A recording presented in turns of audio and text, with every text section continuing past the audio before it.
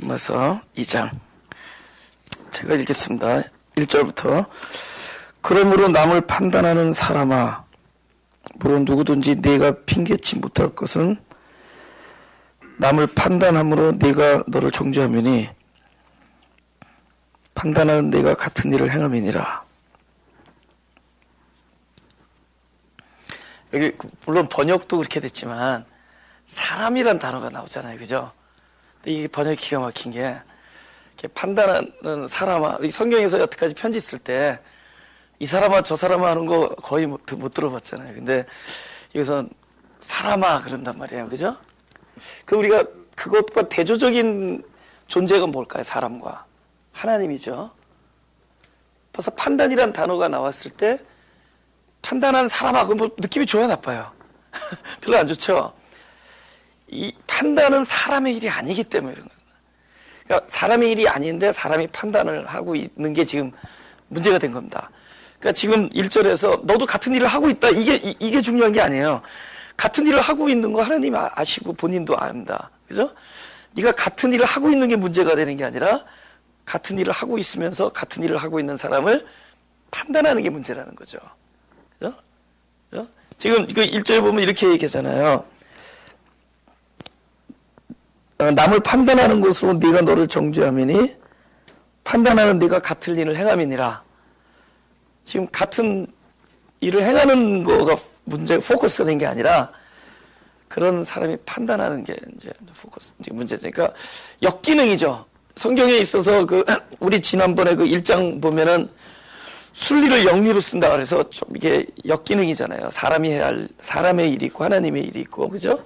그래서 우리의 신앙에 어떤 내가 잘 안 되는 부분이 있을 때 우리 가장 심각한 게 어떤 문제라 그랬냐면은 우리 의지의 문제로 돌린다.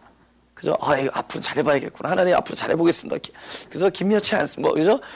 다시 한번 기회를 주시면은 내가 잘못했습니다. 앞으로는 진짜 경건하고 거룩한 삶을 살겠습니다. 다시는 이런 죄를 안 짓겠습니다. 이런 모든 종류 이게 뭐예요? 의지의 문제로 자기 안에 돌리는 거잖아요. 근데 약간 좀 역설적인 얘기지만 의지의 문제로 돌리지 말고 뭐의 문제로 돌리라 했어요? 한 글자. 죄의 문제로 돌려야죠. 그죠? 죄의 문제로 돌리라 했습니다. 이것은 죄다. 이렇게 되면 돼요. 그럼 그때부터 누구 일이 되죠? 그죠? 그분의 일이 되는 거죠. 그죠? 예. 그래서 이것은 내 의지로 돌리지 말고, 이건 죄입니다. 내가 지금 하고 있는 건 죄입니다. 그렇죠? 내가 지금 이러고 있는 건 죄다. 난 죄인이다. 벌써 이렇게 나가면 우리로서는 모든 게 본인으로서는 모든 게 불가항력. 예. 나에게서 불능의 영역이죠. 그때부터, 그렇죠? 그분의 일이 되는 거죠. 늘 드리는 말씀이지만 죄는 우리가 악하다는 걸 얘기하지 않습니다. 죄는 나는 구원이 필요하구나 이걸 알려주는 거예요. 그러니까 우리가 죄를 통해서 나는 악하다, 죄 안 통해도 악한 거 다 알죠, 그죠? 죄를 통해서 진짜 우리가 발견해야 될 것은 난 지금 구원이 필요한 자다. 난 지금 누구의 이름을 불러야 된다? 구원자 이름을 불러야 된다. 난 지금 전능하신 전능자 이름을 불러야 된다. 나는 나를 사랑하시는 주님의 이름을 불러야 된다. 그걸 발견하는 자리입니다. 죄의 자리는. 그죠? 네. 우리가 무엇이 악한지 무엇이 선한지는 아무도 이렇게 규명할 수 없습니다. 오직 선하신 하나님만이. 근데 그분께서 우리들에게 이것은 선하다, 이것은 악하다 이렇게 일러주시지 않았어요. 우리가 자꾸 그게 애초부터 삐딱하게 잘못 가르는데 마치 하나님이 성경을 통해서 무엇은 선한 삶이고 무엇은 악한 삶이라는 것을 알려줬다고 생각합니다. 그죠? 그러면서 사람들이 선을 추구하기 시작하죠. 근데 문제는 이 선을 추구하는 이 보는 퍼스펙티브라고 그러죠? 퍼스펙티브. 이 보는 관점이 달라요. 선을 바라보는 관점이 다르고 그것을 그러니까 판단하는 기준이 다 다릅니다. 그죠? 그러니까 각자가 선을 추구하는데 이것이 옳다라고 거는 거에 그 옳음이 어떤 다른 사람에게는 굉장히 악한 일이 될 수 있어요. 그죠? 그래서 내가 이것이 옳다라고 생각하고 이것이 선하다라고 생각하면서 선한 일을 추구하다 보니까 오히려 이 세상을 어지럽힐 수가 있습니다. 이 세상은 아무튼 선을 추구하는 사람들이 문제예요. 그렇다고 악을 추구하는 사람들이 되는 건 아니죠. 선을 추구한다라는 건 뭐냐면 본인이 생각하는 선을 추구하고 있는 게 이게 문제라는 거죠. 본인이 생각하고 있는 선. 그죠? 그러니까 마치 성경이 무엇은 선한 삶이다, 무엇은 악한 삶이다를 얘기해 놓은 것 같은 착각을 하대. 그게 아주 정확하게, 오케이. 한 성경에 한 33권은 선을 만들어 놓고 33권은 악을 만들어서 얼마나 좋겠어요. 이거 어디 있나 보자. 일단 선이야. 어떻게 이건 행하자. 어디에도 이거 악이야. 그럼 얼마나 좋겠어요. 근데 그렇지 않아요. 그냥 한 곳 안에 있단 말이에요. 한 나무 안에 선 악의 열매가 있습니다. 그런데 이걸 바라보기에 따라서 달라요. 어떤 사람에게 선하게 보이고 어떤 사람은 악하게 보이는 거예요. 어떤 사람은 악하게 느껴지는 게 어떤 사람은 선한 겁니다. 애초에 하나님은 우리에게 선과 악을 따로 잡지 말라고 하시는 겁니다. 선과 악을 따로 구별하지 말라는 거예요. 우리는 선과 악의 구별을 막 구별하면서 그걸 추구해가면서 사는 사람으로 부르심을 입은 것이 아니라 늘 선이신 하나님의 생명을 받음으로 살아가는 자로 부르심을 입었다. 할렐루야. 그분만이 선이세요. 그분이 만약에 오케이 이것이 선이다 얘기해도 그걸 듣는 귀가 다 달라. 듣는 귀가 달라. 자기의 궁에 맞춰서 선을 판단해. 애초부터 선과 악을 구분하는 것 자체가 죄의 본질입니다. 가장 큰 죄의 본질입니다.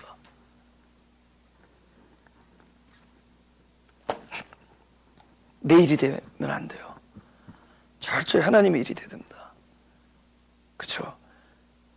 우리 죄라는 것을 딱 통해서 무엇이 선하고 무엇이 악하다라는 걸 발견하는 게 아닙니다. 나는 구원이 필요한 자다. 하루에도 내가 죄인임을 몇 번씩 고백하면서 나를 불쌍히 여겨주시고 나를 구원하여 주옵소서. 할렐루야. 우리는 그분의 사랑을 받아야 될 자지 선을 알아서 선을 행하라고 부르심을 입은 자들이 아닙니다. 선은 그분이 행해야 돼요. 우리가 그분의 도움을 받고 그분의 사랑을 받는 순간 그분과 연합되어지고 연합되어지는 순간 그분의 선이 우리 안에서 우리를 움직이게 할 겁니다. 할렐루야. 무엇인지를 알아서 사는 사람들이 아니다라는 겁니다. 그러니까 일단 역기능이 문제라, 그죠? 역기능. 사람의 역할이 있고 하나님의 역할이 있는데 사람은 끊임없이 그분의 이름을 부르짖으며 자기의 죄인임을 고백하고 죄인임을 알고 깨닫고 그분을 의존하고 그분께 모든 자기의 불가항력적인 실존을 내어드리고 그러면서 율법 앞에서 죽고 이것이 사람의 몫입니다. 근데 하나님의 일을 사람이 하려는데 문제가 있어요. 그러니까 성경을 내가 들어야 되는 것이 있고 예를 들면 이런 말 있죠. 돈을 누가 구하는 자의 손을 거절하지 말라. 성경에 그게 있어요. 마태복음에. 그죠? 근데 그건 누구한테 하는 얘기예요? 꾸러가는 사람에 이게 들려준 얘기입니까? 꿔줄 수 있는 사람에게 해준 얘기예요. 그렇죠. 근데 이게 반대로 누가 하면 어떻게 돼요? 그거 들고 나가는 거야. 성경 보여주면서 하나님이 이렇게 말했는데 당신이 내 청을 거절할 수 있냐? 이렇게 나오면 안 되는 거죠. 그죠? 그 사람은 이건 누가 읽어주냐? 그죠? 고음을 줄 수 있는 사람의 이야기. 그게 이제 기능이 맞는 겁니다. 그죠? 그게 맞는 거예요. 그죠? 겉옷을 달래면 속옷을 줘라. 이것은 겉옷과 속옷이 있는 사람한테 한 얘기지 그것을 받아내려고 하는 사람한테 준 얘기가 아니죠. 그렇잖아요. 그죠? 이 역기능이 문제된다. 역기능. 그죠? 사람이 할 수 있는. 근데 판단은 왜 하나님의 몫이냐?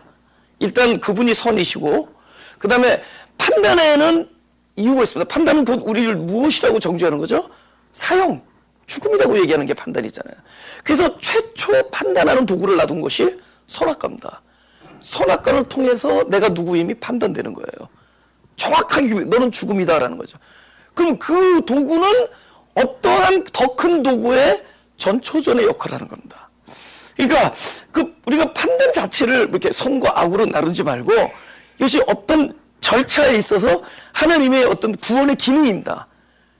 근데 그거는 사람이 판단하는 몫이 아니라 사람의 몫이 아니라 오로지 하나님의 몫입니다. 왜냐? 하나님은 판단하시고 내버려 두지 아니하시고 자기의 백성을 판단하시고 백성이 아닐 경우 내버려 두죠. 판단도 안 하죠. 여러분 왜 판단해요? 그래도 자기 거니까. 그래도 자기 백성이니까. 판단하시죠. 근데 하나님은 왜 판단하실 수 있느냐? 내어버리지 아니하시고 판단한 자를 구원하실 수 있는 분이기 때문에 판단하시는. 할렐루야. 그분은 판단하시고 구원하십니다. 그러니까 선악과는 뭐죠? 내가 철저히 하나님 앞에서 무엇임을 드러내죠? 벗은 존재요, 구원 앞으로 옷을 입어야 될 존재요, 아직 온전하지 못한 자요, 아직 욕심이 있는 자요, 그죠? 죄인의 자리라는 것을 알려주죠. 판단을 했을 거 아니에요, 그죠? 그것을 통해서 판단하시고 구원하시는 거죠. 할렐루야. 예. 그러니까 성경은 누구한테 하는 얘기예요? 성경을 안 읽는 사람들한테 하는 얘기가 아니다. 성경은 그럼 읽기만 하는 사람들이 성경이 읽혀졌는데 그것이 하나님의 말씀으로 들리는 자들에게 한 얘기입니다.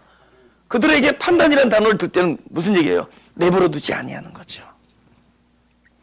심지어 죽음과 심판이라는 이야기가 계속 나온다 하더라도 그대로 내어드는 것이 아니라 그것은 우리에게 무엇인가를 알려주는 절차일 뿐입니다. 궁극적으로 뭘로 끝나요? 영생으로 끝나요. 하나님이 하시는 일은 전부 영생으로 끝을 냅니다. 생명에 대한 얘기예요. 그렇죠? 그래서 그분의 일이다. 창세기 3장 5절을 보겠습니다. 제가 읽겠습니다. 5절, 너희가 그것을 먹는 날에는 너희 눈이 밝아 하나님과 같이 되어 선악을 알 줄을 하나님이 아심이니라. 오케이. 여기서 두 가지 문제예요. 선악을 알아야 될 분은 하나님 한 분이에요. 그러니까 사람이 선악을 아는 게 죄예요.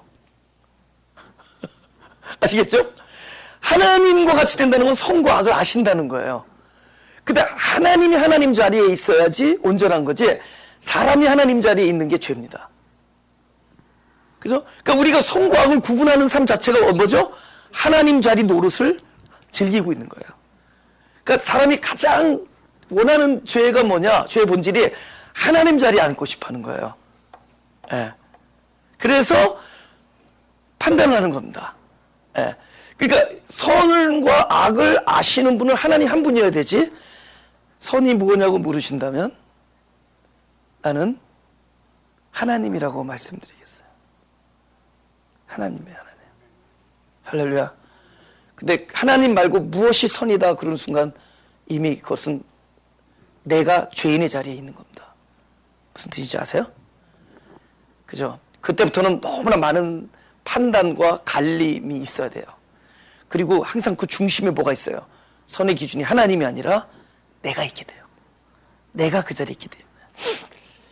그래서 세상의 모든 역사 속에서의 싸움이 어디서 나왔어요? 서로 선하다라는 거 주장이 충돌되는 겁니다. 그렇지 않겠어요?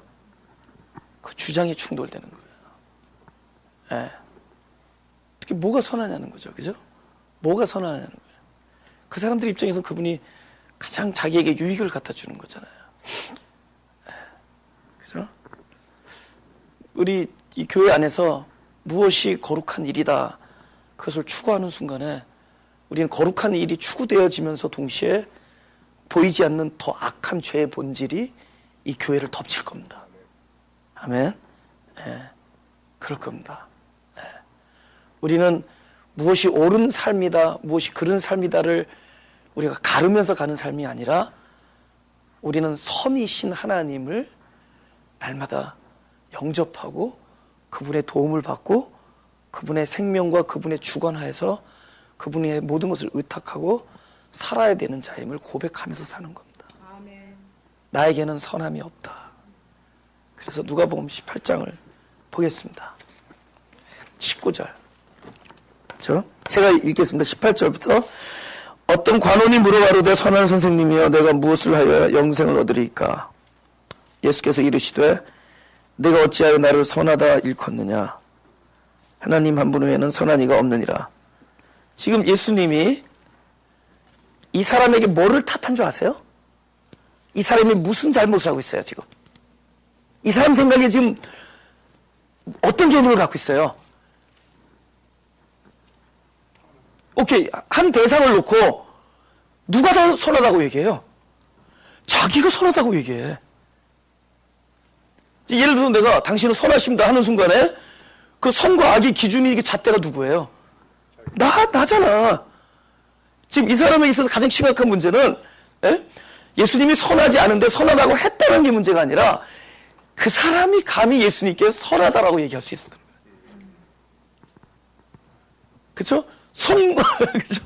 선과 악을 가르고 있어요, 또. 그죠? 아마 이 사람도 언젠가 돌 들었을지도 몰라. 십자가 앞에서. 어느 날 기분이 바뀌었거든. 선과 악의 기준이 바뀌었거든. 아침하고 저녁에 사람이 달라지잖아요. 아침에 그토록 선해 보이는 사람이 밤이면 악하게 보이면 그 사람이 변했습니까? 자기 기준이 변했죠. 그쵸? 그래서 이 사람이 선과 악의 개념을 가지고 있는 사람에게 꾸짖습니다. 그러면서 선이 무엇이냐? 선은 개념이 아니라 존재다. 이 얘기를. 제가 이제 어떤 하늘나라적 기능이라 했잖아요. 그죠? 감각이고. 근데 더 나가면 뭔지 아세요? 믿음이 바로 존재라는 걸 깨달았어요. 믿음 자체가. 그분이에요, 그분. 그 존재가 믿음이에요. 근데 선도 개념이야. 모든 걸 존재로 들어가는 순간에 그곳에 도가 있습니다. 선도 존재로 들어가야 돼요. 사랑? 존재로 들어가죠. 그죠? 그럼 여러 번 말씀드렸잖아요. 사랑을 개념이거나, 그죠? 뭐 어떤 그런 일반 명사로 생각하지 말고 존재로. 그래서 사랑은 분명하게 그 존재를 나타내는 그 관사를 씁니다. 해, 아가페. 그래서 고린도전서 13장에 해라는 그 관사를 써요. 그걸 통해서 그건 존재에게만 붙이는 거예요. 사랑이라는 그 존재는 이 뜻입니다. 사랑이라는 그 자는, 사랑이라는 그분은 뭐 이런 거예요. 그는 온유하고 오래 참고 투기하지 아니하며 그렇게 나오는 겁니다. 그러니까 사랑을 딱 존재화 시켜버려요. 선, 하나님이다. 그냥 하나님. 우리는 선 그러면 개념이잖아요. 그죠? 하나님. 바로 그 얘기를 하는 겁니다. 그래서 우리 창세기 31장 보겠습니다. 31장 29절부터 제가 읽겠습니다. 29절. 이거 라반, 그러니까 야곱의 외삼촌과 야곱의 어떤 다툼이죠. 그죠? 너를 해할 만한 능력이 내 손에 있으나 너희 아버지 하나님이 어젯밤에 내게 말씀하시기를 너는 삼과 야곱에게 선악간에 말하지 말라 하셨느니라. 이제 네가 네 아버지 집을 사모하여 돌아가려는 것은 가하거니와 어찌 내 신을 도적질하였느냐. 그 자기가 우상 신이 있을 거 아니에요. 드라빔이라고. 그죠? 아마 이제 금으로 만들었나 보죠. 그죠? 31절. 야곱이 라반에게 대답하여 가로되 내가 말하기를 외삼촌이 외삼촌의 딸들을 내게서 억지로 빼앗으리라 하여 두려웠습니다. 외삼촌의 신은 그 우상입니다.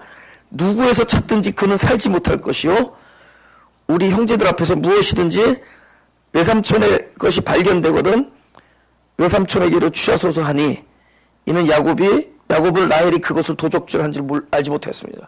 지금 그 야반도주 했잖아요. 그 집에서 외삼촌의 집에서 야반도주 할 때 그 딸이 아빠의 그 우상 신상 드라빔을 훔쳐가지고 온 거예요. 근데 야곱은 자기는 안 했잖아요. 아내가 한 줄 모르고.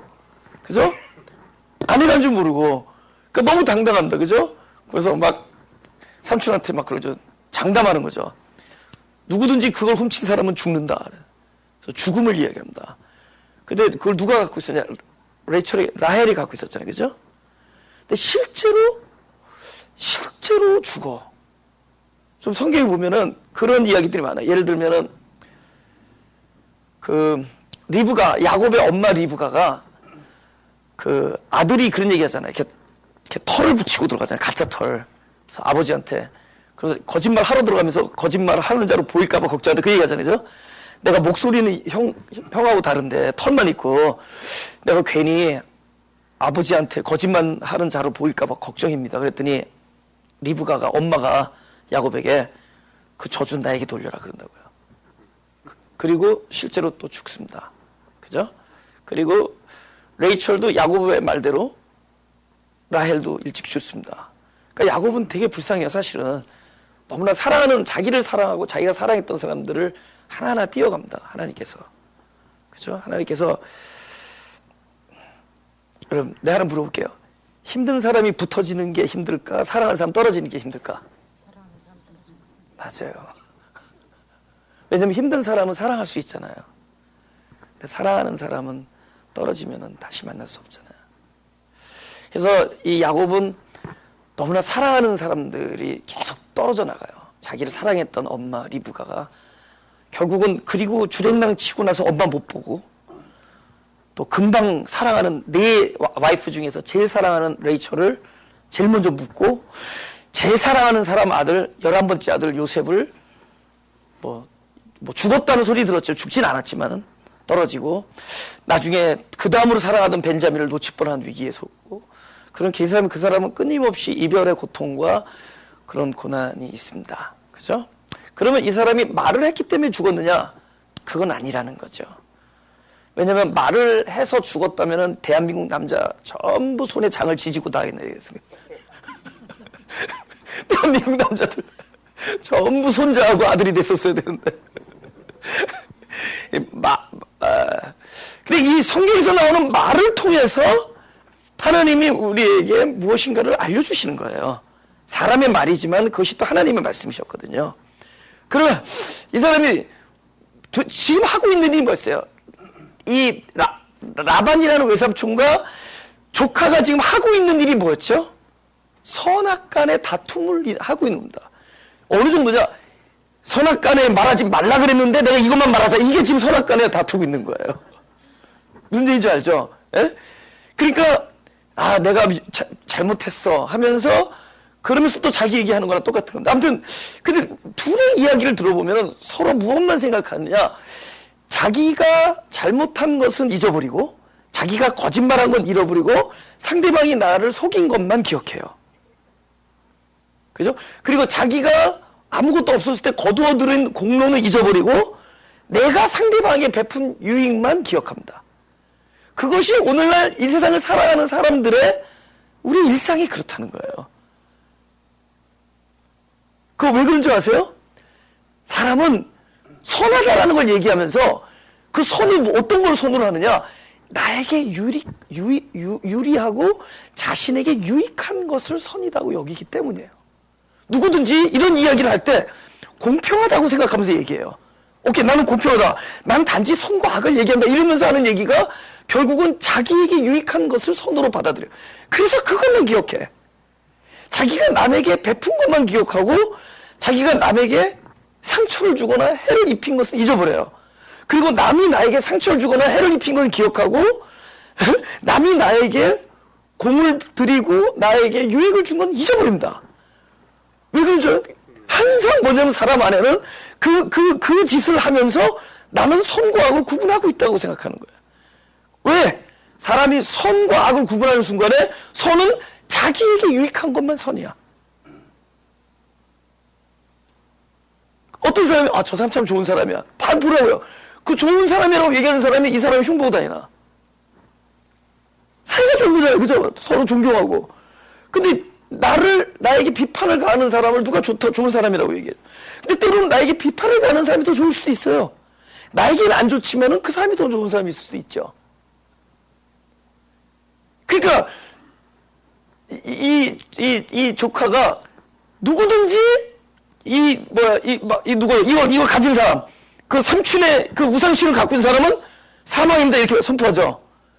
사실은 가지고 있는 사람이 사망이 아니라 이 사람 말 안에 무엇이 사망이라고 얘기하는 거야. 선과 악을 가르고 있는 이 짓거리가 사망이다라는 걸 이야기하고 있는 거예요. 선악의 삶은 생명의 삶이 아닙니다. 만약에 무엇이 옳다 나쁘다의 옳고 그름에서 한 발짝 뒤로 나와서 항상 의지, 자기 죄인됨의 고백, 하나님의 긍휼하심, 그분의 자비하심, 그분의 용서, 그분의 사랑, 그분의 친절한 팔, 그죠?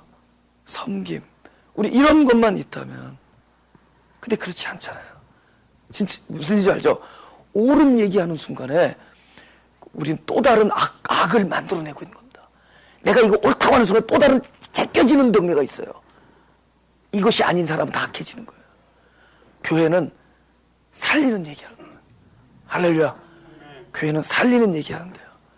옳은 얘기하는 데가 아니에요. 이 성경 해석 진짜 잘났다고 그래. 진짜 그냥 잘났어요. 해석 멋있게 하면 잘나 보이죠. 예? 거기서 생명이 안 느껴지면 아무 소용없어요. 아무 소용없어요. 그 많은 컨텐츠를 가지고 이 성경 안에서 막 원어를 막 파헤치고 이면과 본질을 막 얘기하고 역사를 얘기해도 그 안에 안 느껴지면 소용없어요. 아까 말한 것. 하나님의 사랑과 용서하심과 그분과의 연합과 그분의 임재하심과 그분의 긍휼이 안 느껴지면 아무 소용없는 얘기입니다. 또 다른 팔을 만들어내는 것뿐이에요. 또 다른 적을 만들고 또 다른 이렇게 조롱거리들을 만들고 또 다른 판단을 만들어내는 얘기입니다. 이 판단하는 사람, 그 중에 저도 있겠죠. 저는 조금 아닌 척하면서 하는 경향이 있고 어떤 사람은 드러내면서 하는 경향이 있는데 그래도 저는 설교하면서 내가 하는 일이 잘못됐다라는 생각을 많이 알게 해주세요. 감사한 거는. 내가 이렇게 막 의분하고 흥분하는 것은 옳은 일이 아니다라고 저에게 일러주세요. 그래도. 근데 만약에 그것을 내가 모른다면은 굉장히 주장하겠죠. 이것이 옳은 길이더라고. 이것이 옳은 길이라 하는 순간에 우리가 얼마나 많은 사람을 악의 구덩이로 밀어내고 있는지 모른다는 거죠. 지금 선악간에 판단하고 있는 게 죽음이라는 겁니다. 이 창세기에서 하는 거는. 그 자체가 벌써 사망이라는 겁니다. 성경에서는 많은 데몬스트레이션의 이야기들이 있습니다. 창세기 3장 5절에 그 이야기는 뭐냐? 선과 악을 이야기할 수 있는, 아는 분은 하나님 한 분이면 됩니다. 할렐루야. 우리가 선과 악을 아는 것 자체가 이미 하나님 자리에 우리가 올라 있다는 겁니다. 올라서 나는 안다고 여기니까 판단하고 정죄하는 거예요. 선과 악을 판단하는 그 대신 역할을 해준 게 뭐예요? 사람에게. 하나님이 사람에게 선과 악을 판단할 수 있게 대신 역할을 해준 게 율법입니다. 율법은 하나님의 거룩함의 기준이 그 공의가 다 그 안에 있어요. 그럼 누가 판단돼요? 하나님의 백성이 율법 앞에서 판단되는 겁니다. 하나님의 백성 아닌 사람들은 율법과 상관없어요. 그죠? 그들에게 법이 없기 때문에. 근데 우리에게 율법이 주어진 것은 율법으로 인해서 우리가 판단받기를 원하는 겁니다. 하나님만이 판단하실 수 있어요. 그럼 판단되어진 자를 내버려 두지 않고 구원하시는 겁니다. 그래서 율법은 우리의 자체를 판단하시고 구원하는 겁니다. 사람아, 너희들이 신이 아닌 이상 사람아 판단하지 말고 판단을 받아라. 판단을 받아서 판단하시는 이에 의해서 구원을 받으라. 할렐루야. 판단을 받는 거지 하는 자들이 아니라는 거죠. 1절에 또 중요한 얘기가 있습니다. 내가 너를 정죄함이, 남을 판단하는 것은 내가 너를 정죄함이니 판단하는 내가 같은 일을 행한다. 그게 무슨 얘기냐? 판단은 우리가 무슨 판단하고 있잖아요. 다른 말은 뭔지 아세요? 너도 그 일을 행하고 있는 사람이구나. 그것을 증거하고 있습니다. 무슨 얘기인지 아세요? 어떤 사람이 어떤 이야기를 어떤 사람 대해서 저 사람은 뭐 이런 사람이야 저런 사람이야 이제 계속 얘기한다고 치자고요. 특히 이제 스캔들 제조기들 있죠. 어떤 사람 막 스캔들을 근데 그 스캔들을 만드는 사람을 보면은 그 사람 안에 그것이 꽉 차 있어요. 자기 안에 차 있는 것을 보고 자기 안에 차 있는 것을 말하고 자기 안에 차 있는 관점으로 해석하고 자기 안에 차 있는 것으로 결국은 다 이렇게 퍼뜨리는 겁니다. 마태복음 12장 24절 34절 마태복음 12장 34절 제가 읽겠습니다. 독사의 자식들아 너희는 악하니 어떻게 선한 말을 할 수 있느냐? 이는 마음에 가득한 것을 입으로 말함이라. 그래서 내가 무엇을 보고 무엇을 말하고 무엇을 생각하는 것은 무엇을 하는 거냐? 내가 가지고 있는 것들에 의해서 조종되는 겁니다. 그렇죠?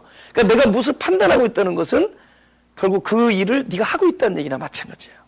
그 성경에서 그런 사건이 있습니다. 사무엘하 12장에 보면은 사무엘하 제가 2절부터 읽겠습니다.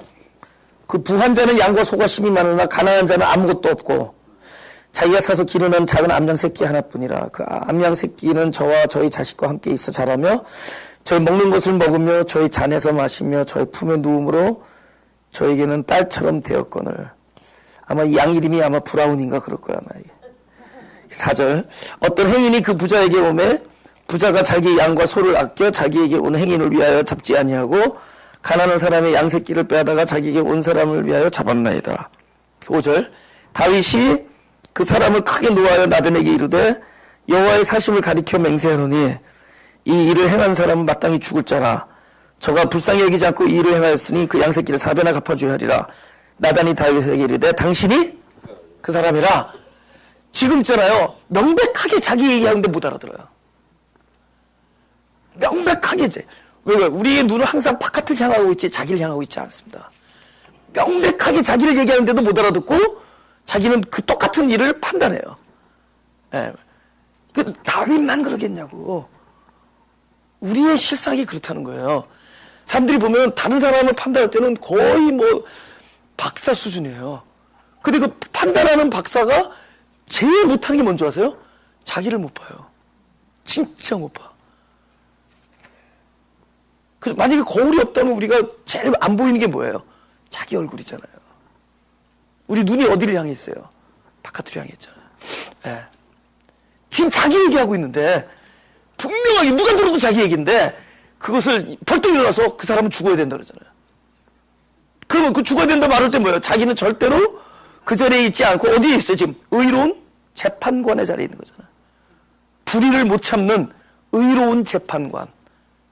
근데 우리는 늘 그 자리에 있기를 즐긴다는 거죠. 자기가 그 일을 하면서 판단하는 것으로 네가 그 일을 행하고 있다는 것을 알 수 있어야 된다는 거죠. 그죠? 그 다음에 욥기 4장 1절부터 욥기 제가 1절부터 읽겠습니다. 대만 사람 그죠? 여기 저 자유중국 대만 아닌 거 알죠? 헷갈릴까 봐. 대만 사람 엘리바스가 대답하여 가로되 누가 네게 말하면 내가 염증이 나겠느냐 날지라도 누가 참고 말하지 아니하겠느냐. 전에 네가 여러 사람을 교훈하였고 욥에 대해서 막 얘기합니다. 손이 늘어진 자면 강하게 하였고 넘어져가는 자를 말로 붙들어 주었고 무릎이 약한 자를 강하게 하였거늘.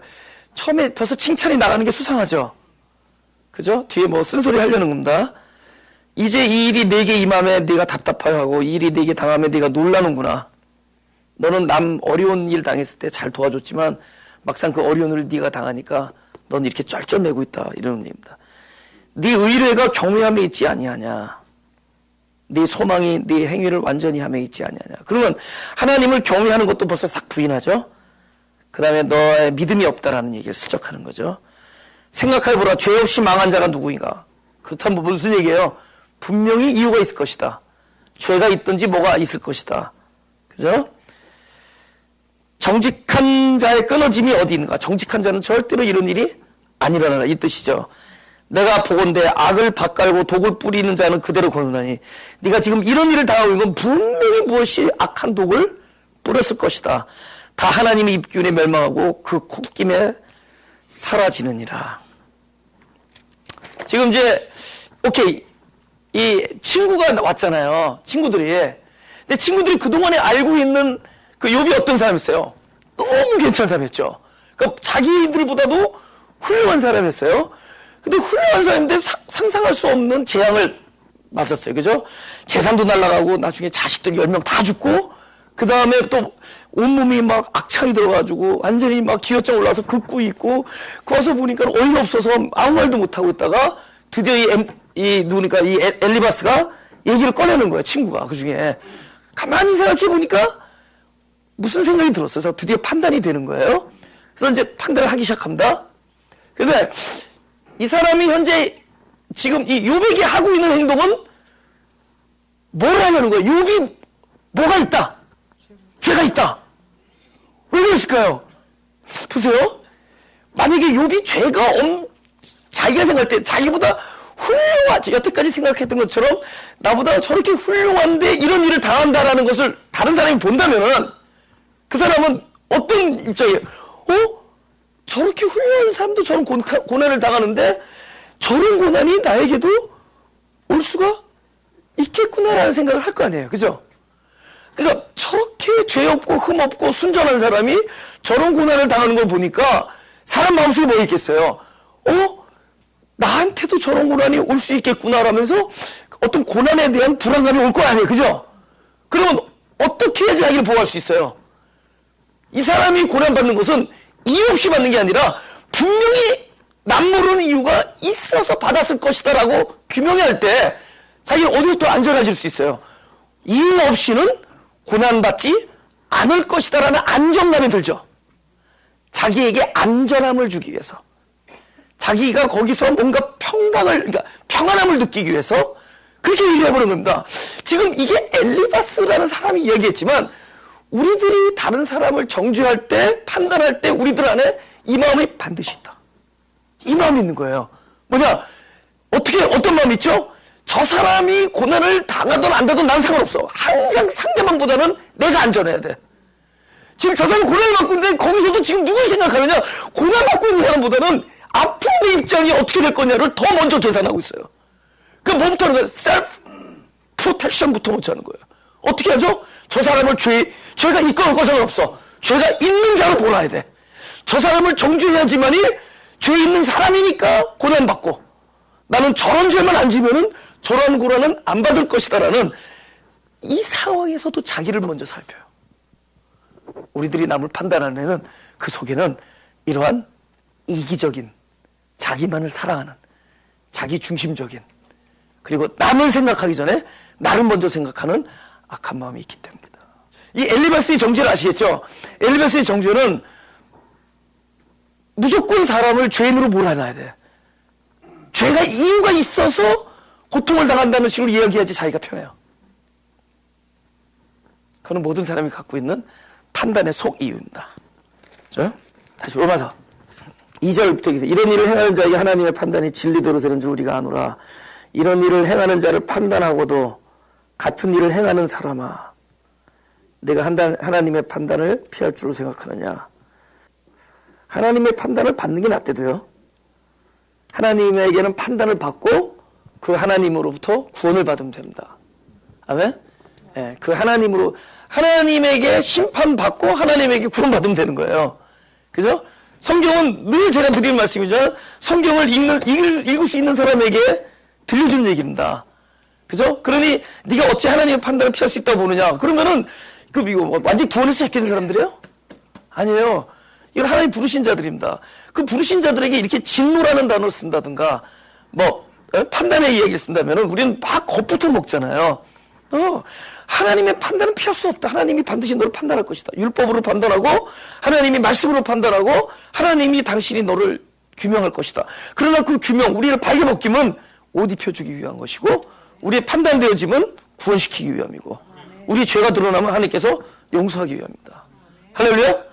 그것쪽으로 가야 돼요. 그것쪽으로 가야 돼요. 성경은 철저히 성경을 읽을 수 있는 사람들에게 주어진 말씀이기 때문에. 그죠? 네. 4절 네가 하나님이 인자하심이 너를 인도하여 회개케 하심을 알지 못하여 그의 인자하심과 용납하심과 길이 참으심의 풍성함을 멸시하느뇨.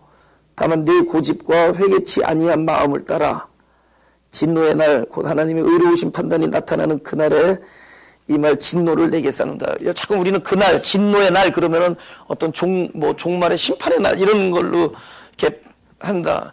이거는 유대적 표현이에요. 유대적 표현입니다. 유대적 표현은 항상 이렇게 몰고 가게 돼 있어요. 진노의 날. 근데 그 진노의 날은 어떤 특정한 날이 아니에요.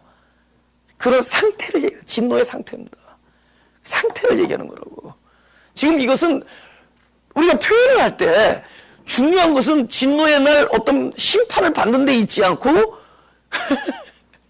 여러분 하나님께서 진노를 쌓는다는 얘기는 동시에 그러면 잘하는 사람은 잘한 크레딧도 쌓고 못한 것도 다 쌓아놓고 딱 나중에 계산할 거예요? 하나님의 용서하심은 이미 십자가 안에서 우리에게 부여됐습니다. 할렐루야? 하나님의 용서하심은 지금 이거는 중요한 것은 진노가 쌓이는 것보다 더 중요한 것이 회개라는 얘기예요. 회개. 네 마음에서 지금 회개할 수 있는 기회를 주어졌을 때 회개하라는 얘기하는 겁니다. 회개. 그럼 어떤 거에 대한 회개예요? 죄를 짓는 것에 대한 회개예요? 죄를 짓는 사람을 보고 판단하는 자들에 대해서 회개를 촉구하는 거예요. 그죠? 그러니까 그것이 얼마나 잘못된다는 걸 표현하는 방식들의 그 진노의 날에 하나님의 판단이 그 진노가 너에 쌓이는 도다라고 표현해 주는 겁니다. 그럼 중요한 것은 본질적인 뭘 얘기하느냐? 여기서 무엇을 강조하고 있느냐? 회개라는 단어가 이렇게 따라오세요. 메타노이아 한번 해보세요. 시작. 메타노이아. 메타 많이 들어봤는데? 내가 메타라는 단어 많이 쓰는데? 너희가 찌른 자도 보리라 뭐 하면서 나온 거 있죠. 계시록. 그죠? 구름을 타고 오시리라. 그래서 그 타고라고 번역된 그 헬라어가 메타랍니다. 메타라는 단어가 아주 어디 속에서 무엇과 연합되어 무엇과 함께 이런 뜻입니다. 메타. 그런데 또 다른 게 있어요. 무엇으로부터 옮겨져서 이런 뜻도 있습니다. 노예라는 것은 마음이에요. 마음. 그 회개라는 것이 현재의 마음에서 옮겨져 다른 마음이 되는 것이 회개입니다. 지금 마음으로는 안 돼. 지금 너의 의지로는 그건 회개야. 네 의지, 같은 의지를 가지고 다시는 안 하겠다는 건 회개가 아니에요. 아직 회개가 안 된 거지. 왜? 마음이 옮겨지지 않았으니까. 지금 우리 이제 회개라는 게 뭐냐? 지금 마음으로는 안 되기 때문에. 그래서 그 마음이 옮겨져야 돼요. 그 마음으로는 안 돼. 우리는 같은 마음으로 회개하잖아요. 하나님, 잘못했습니다. 다시는 안 하겠습니다. 야, 네 마음으로 아니야. 그 마음이 딴 마음이 돼야 돼. 할렐루야. 우리 마음에서 기껏해 어디까지 가죠? 율법까지 가죠. 그럼 율법 뭐예요? 우리 마음을 죽이는 거잖아요.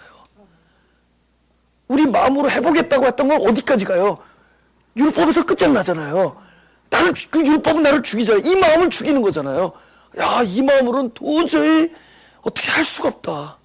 그리고 죽으니까 이젠 돌아갈 자신이 없잖아. 자기 자신이 돌아갈 데가 없잖아요.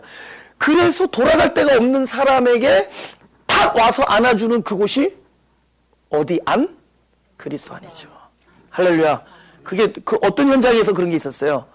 군중들은 돌을 들었다가 돌아갈 때가 있었죠. 그죠? 그게 자기 마음으로 돌아간 거예요. 그러니까 현재 마음에서 자기 마음으로 돌아갔어요. 그건 뭐예요? 율법으로 다시 돌아간 겁니다. 근데 그 율법에 대해서 죽음을 당한 자는 이제 돌아갈 마음이 없어지잖아요. 돌아갈 자기 자신이 사라졌어. 그곳이 그리스도 아니에요. 할렐루야. 돌아갈 데가 없는 거. 우리에게 심각한 건 돌아갈 아직도 자기 자신이 있다는 거예요. 그러니까 사람들이 자신 있습니다 이렇게 얘기하잖아. 근데 그 자신이 죽을 때 나는 돌아갈 자신이 죽었습니다. 완전히 풀이 죽어야 되죠. 아무것도. 그때 그 마음은 다른 마음입니다. 그리스도의 마음. 내가 너를 정죄하지 않으니 누구든지. 할렐루야. 네. 그렇죠? 그래서 그 마음이 오늘날 이게 종교의 문제가 다 이제 그런 겁니다. 그죠? 6절. 그러니까 뭐 하나님이 나타나는 그날에 임할 진노 뭐 이런 걸 꽂히지 말아요. 그분이 나타내실 그날에 임하실 뭐 진노 이런 말에 꽂히지 말아요. 이건 유대적 표현들입니다. 아시겠어요? 이 유대적 방식의 표현들이란 말이에요. 그 말 끝에 매달려가지고 그냥 종말에 다들 20세기 내내 종말론이야. 교회 역사를 보면은 1세기 때부터 종말론이야. 1세기 때 종말론, 3세기 때 종말론. 지금이 그때라는 거야. 4세기 때. 지금 왜 이렇게 심각하죠? 인터넷의 발달, 커뮤니케이션의 발달. 그러니까 여기서 뭐 뻥끗하면 여기서 막 과장돼. 그러니까 뭐 지금 막 난리가 났어. 곧 구름 타고 오셔야 돼. 그리고 영으로 한 이야기를 우리가 그냥 그 육체적으로 그냥 글자 그때 매달려가지고 아직도 그날을 기다리고 있는 사람들 너무 불쌍해. 그날을 보지 말라고 그랬거든, 예수님께서. 너희가 그날 하루를 보고자 하되 볼 수 없다. 어떤 나에 속한 문제가 아닌데. 여기 있다, 저기 있다. 이런 육체적인 강림이 아니에요, 육체적인. 여기 있다, 저기 있다. 그분은 한 번도 어떤 육체 모양을 띠고 나타나는 얘기를 하신 적이 없습니다. 우리의 수준이 그렇게 있으니까 아직도 그러니 이상한 공식이에요. 성경을 어떻게 풀었길래 열방이 전파되고 이스라엘에 회복되고 순교자의 피가 차면 예수님께서 오신. 마태복음에서 끊임없이 주님께서 인자가 온다는 걸 얘기하는데 그 인자는 언제 후에 오느냐? 예루살렘 성이 무너진 다음에 온다. 무슨 얘기하는 거죠? 돌로 지어진 성전이 무너지면 인자가 오는 거예요. 돌로 지어진 성전, 율법이 무너지면 진리의 영이 오는 겁니다. 율법이 무너지고 나서야 진리가 오는 거예요. 예? 무슨 얘기인지 알죠? 우리 안에 율법 안에서 우리가 죽음을 당해야 그때부터 그 진리의 영이 오는 겁니다. 그래서 동에서 번쩍 서에서 번쩍이 뭐예요? 빛으로 온다는 겁니다. 말씀으로 온다는 겁니다. 진리로 강림하시는 거예요. 그분이 예수님이에요. 지금 오늘 이게 말씀이 오시잖아요. 그분이 우리에게 인자가 오고 있다는 거예요. 할렐루야. 예. 근데 이제는 그것을 깨닫는 자들이 많이 생겨요. 예. 좀, 왜냐면 진리적이 되지 않으면 살 수가 없어요. 육체적인 신앙을 갖고 있어서는 살 수가 없어. 이상한 짓거리들에 가서. 예. 그죠? 생명, 사랑, 이런 거는 전부 진리적이 보이지 않는 거거든요. 7절. 참고, 6절. 하나님께서 각 사람에게 그 행한 대로 보응하시되. 보응이 하나 하시면 또 이렇게 하지 말라는 거예요. 문장의 전체를 보라는 겁니다. 오케이. 참고 선을 행하여 영광과 존귀와 썩지 아니함을 구하는 자에게는 영생을 하시고. 오케이. 보응은 보응인데, 그 보응이라면 우리 생각에 참고 선을 행한 보응으로 영생이 왔습니까? 글자로는 그렇죠. 반대죠. 영생을 가진 자가 하는 일이 참고 선을 행하는 일이죠. 영생을 가지지 않은 자들이 선을 행할 수 있어요, 없어요? 그러니까 우리가 원래 선을 행할 수 없는 존재죠. 근데 언제 선을 행할 수 있죠? 선이 들어오면 되죠. 그럼 영생을 가지면은 그가 하는 일이 선한 일이죠. 왜? 누가 하니까? 선한 하나님께서 하시는 일이니까. 그러니까 문장의 순서를 이렇게 써 있다고 그냥 순서대로 이렇게 글자대로 가가지고 그러니까 결국은 그 자체가 하나님의 보응이죠. 할렐루야. 그럼 악한 건 뭐예요? 악은 뭐죠? 선이 내 안에서 역사하지 아니한 내가 한 일입니다. 비록 선의 모습을 띄었더라도 내가 일은 무슨 일인지 오직 당을 지어. 그건 모든 사람이 육체가 하는 일은 육체의 소욕은 당을 짓고 진리를 쫓지 않으면 불의를 쫓는 자에게 노와 분으로 하시리라. 오케이. 불의는 뭐가 빠진 게 불이에요? 여기대로 말하면 뭐가 없는 게 불이에요? 진리가 없는 게 불이죠. 그죠? 진리가 없는 게 불이죠. 우리는 자꾸만 또 나눈데도 악한 것, 나쁜 것, 분리, 진리 이렇게 나눠요. 하나님이 계시냐 안 계시냐를 따져야 돼요. 내 안에 그분이 계시냐 안 계시냐. 그렇죠? 우리는 그분이 하시면 선이고 그분이 하시지 아니한 거는 불입니다. 그래서 악을 행하는 각 사람의 여기 영어로 번역했는데 이거 틀렸어요. 푸시케라는 그 단어는 그 사람 자신이라는 뜻입니다. 그러니까 악을 행하는 각 사람의 자신에게 그런 뜻입니다. 그러니까 왜 악을 행하는 각 사람의 자신 이게 어떤 거죠? 회개치 아니한 마음이죠.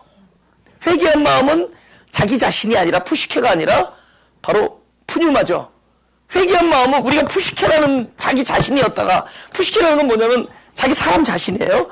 자신의 마음으로는 회개가 아니에요. 이것이 죽으니까 푸뉴마의 신 바로 성령이 내 안에서 나의 생명이 될 때 그게 회개죠. 그렇죠? 그러니까 이게 뭐예요? 악을 쫓아 행할 수밖에 없죠. 자기 마음이니까. 회개치 아니한 자니까. 환난과 공고가 있으니 이미 그것이 환난이 공고죠. 첫째는 유대인에게 또한 헬라인에게며 선을 행하는 각 사람에게 영광과 존귀와 평강이 있으니 첫째는 유대인에게 또한 헬라인에게라. 마지막으로 11절 다시 시작.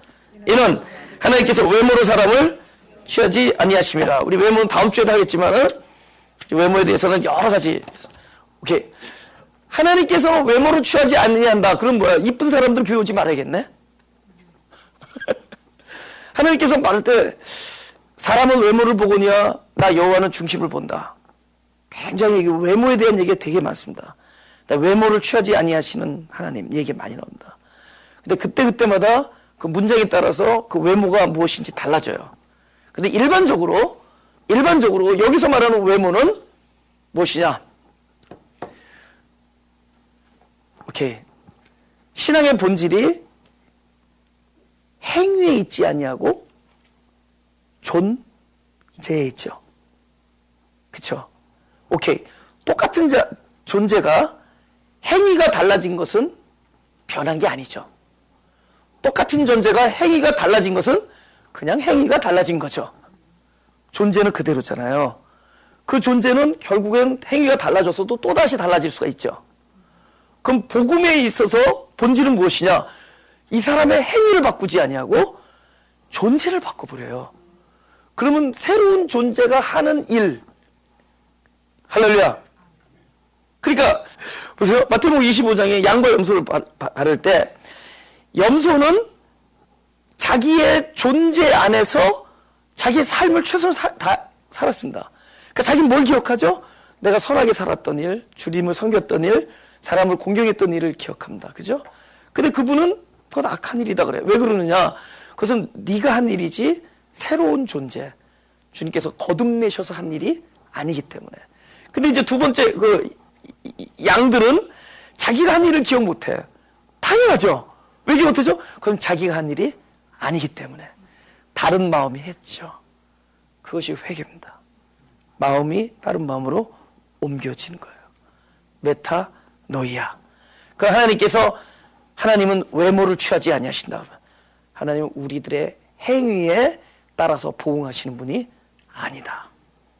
지금 방금 보응 얘기하고 외모를 취하지, 우리 행위에 대한 보응이 아닙니다. 어떤 존재냐의 결과가 보응입니다. 그 안에 그리스도가 사시면은 그리스도의 보응으로 선한 삶이 나오고, 그 안에 그리스도가 살지 아니하면은 사람의 육체 소욕에 보응 당지는 일과 환난과 곤고가 되풀이된다는 겁니다. 할렐루야. 쏘겠습니다. 하나님께서는 어차피 우리들의 행위를 보지 아니하시고 당신의 계획을 보고 당신의 성취된 하나님의 뜻을 우리를 통하여 보고 계신 것을 믿사오니 하나님이 보시는 것에 기준하여 우리가 살 수 있게 하여 주옵소서. 어차피 하나님도 보시지 않는 그 행위를 다른 사람에게서 우리로 보지 않게 하시고, 또 우리 자신에게서도 그것을 보지 않게 하시고, 우리 하나님이 한 영혼을 얼마나 사랑하는지를 보는 삶을 살 수 있게 하여 주옵소서. 그 하나님께서 사랑하는 한 영혼이 먼저 내 자신이 될 때 우리가 얼마나 행복하고 평강의 사람인 것을 알 수 있게 하시고, 늘 당신의 사랑을 철저히 믿고 당신 앞에 내 존재를 정직하게 내어드리는 그런 자들이 되게 하여 주옵소서. 우리가 인생을 살아보니 진짜 내가 주님 앞에 구할 것은 우리가 이렇게 잘 살았다라는 것을 자랑할 것이 아니라 순간순간마다 하나님의 자비하심과 긍휼히 여기심과 구원하심의 손길이 필요한 자라는 것을 아는 것이 우리의 인생이었습니다. 오늘 하루를 살아도 한순간순간마다 하나님의 도우심과 긍휼의 여김이 없이는 살 수가 없는 존재임을 또다시 알게 됐습니다.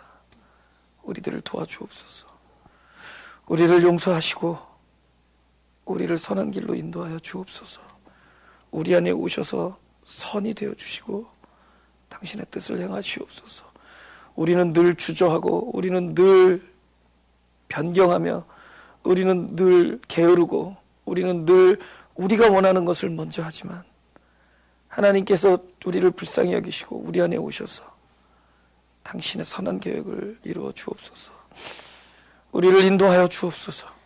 우리를 주관하여 주시고 또 우리를 보호하여 주시고 우리를 다루시고 우리를 안아 주옵소서. 우리를 용납하여 주시고 우리를 들어주시고 우리에게 당신의 믿음의 말씀을, 당신의 믿음의 언약을, 당신의 믿음을 우리에게 허락하여 주옵소서. 그 궁극적으로 나에게 남아있는 것은 하나님의 긍휼의 여기심과 사랑 하나만이 우리 안에 영광이 될 줄 믿사오니 그 사랑으로 충만케 하시고 그 사랑 때문에 하루를 살 수 있게 하시고 그 사랑 때문에 하루를 감격하게 하시고 그 받은 사랑 때문에 우리가 다른 영혼들을 사랑할 수 있게 하여 주옵소서. 우리를 사랑하시는 예수 그리스도 이름으로 기도드렸사옵나다.